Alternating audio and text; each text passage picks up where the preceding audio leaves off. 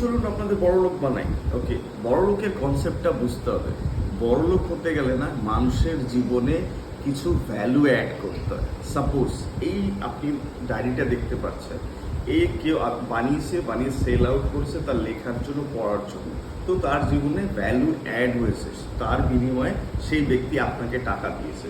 Suppose আপনি ইউটিউবে কিছু আপনি তৈরি করছেন যেটা মানুষ দেখছে এবং তার জীবনে কাজে লাগছে, তবে গিয়ে ইউটিউব আপনাকে পেমেন্ট করবে। ঠিক আছে, তেমনই আপনি যদি মানুষকে বড়লোক করতে পারেন, ধরুন অনলাইন কিছু ইনকাম করার রাস্তা শেখাতে পারেন, যোগা ক্লাস শিখে আপনি যদি তার শারীরিকভাবে উন্নতি করতে পারেন, তবে গিয়ে আপনি অত্যাধিক দ্রুত বড়লোক হতে পারেন।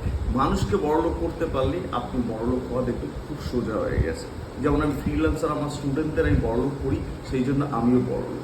ঠিক আছে, সো ভেরি ইজিলি এই জিনিসটা মাথায় নিতে হবে যে মানুষকে ভ্যালু অ্যাড করলেই আপনি ধনী হতে পারবেন।